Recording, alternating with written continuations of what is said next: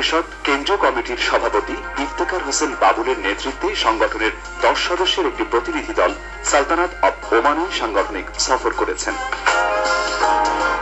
সেখানে তাদের স্বাগত জানান বঙ্গবন্ধু পরিষদ ওমান কেন্দ্রীয় কমিটির সভাপতি নাসির উদ্দিন, সাধারণ সম্পাদক জসিম উদ্দিন, উপদেষ্টা আলহাজ রেজাউল করিম সহ বঙ্গবন্ধু পরিষদ ও আওয়ামী লীগ নেতৃবৃন্দ। রাতে রেল মন্ত্রণালয় সংক্রান্ত সংসদীয় স্থায়ী কমিটির চেয়ারম্যান এবিএম ফজলে করিমকে চট্টগ্রাম সমিতি ওমানের দেয়া সংবর্ধনা অনুষ্ঠানে যোগ দেন তারা। সমাজের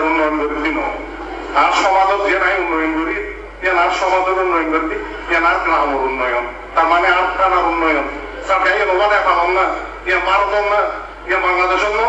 এতে বিশেষ অতিথি ছিলেন ইফতেখার হোসেন বাবুল। এ সময় তিনি সংগঠনের পক্ষ থেকে চট্টগ্রাম সমিতিকে 1 লাখ টাকার অনুদান দেন। 29 মে প্রতিনিধি দল ওমানে নিযুক্ত বাংলাদেশের রাষ্ট্রদূত শেখ সেকান্দার আলীর সাথে সাতি আল কুরুমে তার বাসভবনে এক সৌজন্য সাক্ষাৎকারে মিলিত হন। এ সময় তারা ওমানের সাথে বাংলাদেশের ইতিবাচক কূটনৈতিক সম্পর্ক বজায় রাখার মাধ্যমে দেশটিতে বাংলাদেশের শক্তিশালী শ্রমবাজার প্রতিষ্ঠার জন্য রাষ্ট্রদূতের বলিষ্ঠ ভূমিকার প্রশংসা করেন এবং প্রবাসীদের সেবা প্রদানের জন্য সালালায় একটি আলাদা কনসুলেট স্থাপনে তার সহযোগিতা চান।